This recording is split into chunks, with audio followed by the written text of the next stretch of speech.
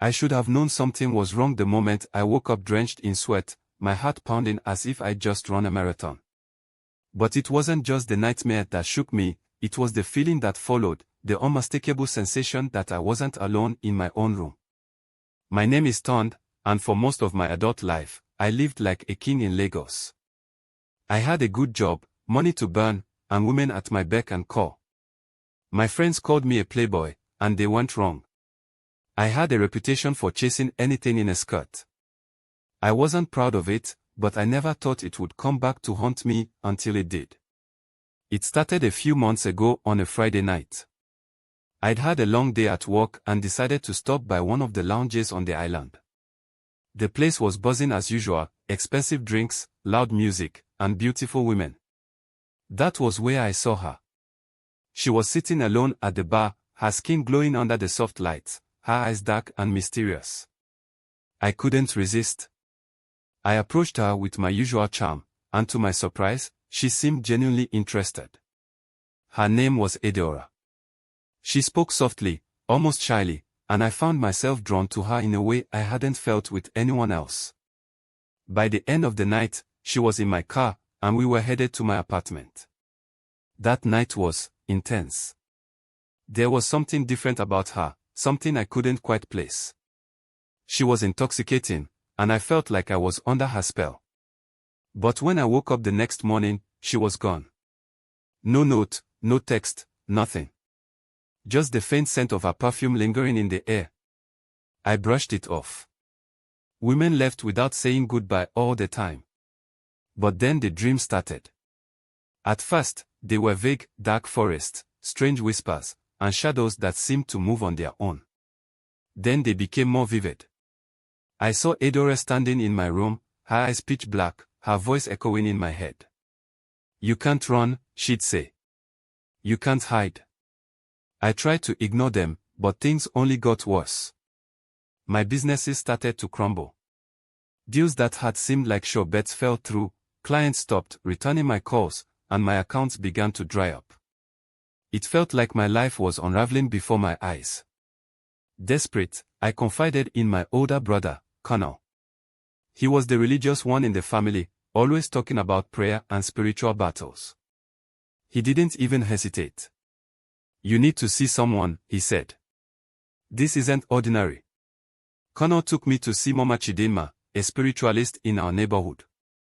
Her shop was small and dimly lit, filled with the smell of burning incense. She listened as I told her everything, Adaora, the dreams, the business troubles. She didn't say a word until I was finished. "You have angered a spirit," she said finally. "This woman you brought into your home, she is not of this world." I laughed nervously, but her expression didn't change. "Are you serious?" I asked. "How can that be?" "She is from the other side," Mama Chidima said. "And now she has a hold on you." She gave me a list of things to do, prayers, fasting, and a cleansing ritual for my apartment. I was skeptical, but at that point, I was willing to try anything. I followed her instructions to the letter, but the dreams didn't stop. In fact, they got worse. One night, I dreamed that I was back in the lounge where I'd met Adaora. She was sitting at the bar, staring at me with those dark eyes. "Why did you leave me?" she whispered, her voice echoing like 1,000 whispers at once. I woke up screaming. My neighbors banged on the walls, shouting at me to keep it down, but I couldn't go back to sleep. The next morning, I called Connor. "I can't do this anymore," I said. "It's killing me." Connor took me to see another spiritualist, this time a much older man who lived in a remote part of town. He didn't mince words. "You've been cursed," he said. "This spirit will not rest until you pay for what you've done." "Pay for what?" I asked, my voice trembling. "I didn't do anything to her." "You've hurt many women," he said. "This one was sent to teach you a lesson." The old man performed a series of rituals and gave me a concoction to drink. It was bitter and left a burning sensation in my chest, but I drank every drop. For a while, things seemed to get better. The dream stopped, and my business started to pick up again. But then, one night, I woke up to find Adaora standing at the foot of my bed. Her eyes were black, and her smile was wide and unnatural. "You thought you could get rid of me," she said. "You're mine now?" I screamed and scrambled out of bed, but when I turned on the lights, she was gone. The next day, I packed a bag and moved in with Connor. I couldn't stay in that apartment anymore. Living with Connor helped, but I knew I couldn't run forever. I went back to the old spiritualist, begging him for help. He shook his head. "You can't escape her," he said. "The only way to break the curse is to change your ways." "I'll do anything," I said. "Just tell me what to do." He gave me a list of women I'd wronged, names I hadn't even remembered until he said them. "Apologize to them," he said. "Make things right. Only then will she leave you." It was the hardest thing I'd ever done. Some of the women slammed the door in my face, others cursed me out. But a few listened, and I felt a weight lift off my shoulders each time I said, "I'm sorry." When I returned to Lagos, my apartment felt different. The air was heavy, as if the walls themselves had absorbed the events of the past months. I tried to settle in, but every creak and shadow reminded me of her. The first night back, I left the lights on and kept my music playing. I didn't want silence, silence reminded me of the whispers. But even with the lights on, I could feel something watching me. I threw myself into work, trying to salvage what was left of my business.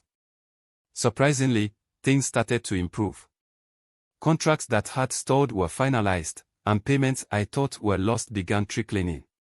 But I couldn't shake the feeling that I was being watched. At night, I often found myself staring at the corners of my apartment, half expecting Adaora to step out of the shadows.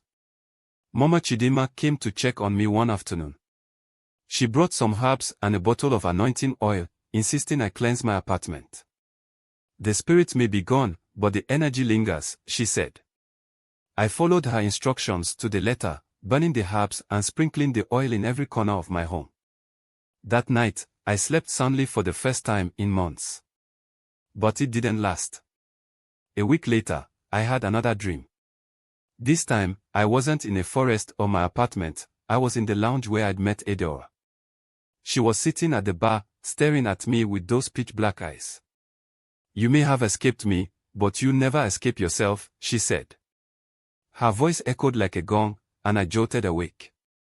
My heart was racing, and I knew she was right. The elders had warned me to be careful, and I finally understood what they meant.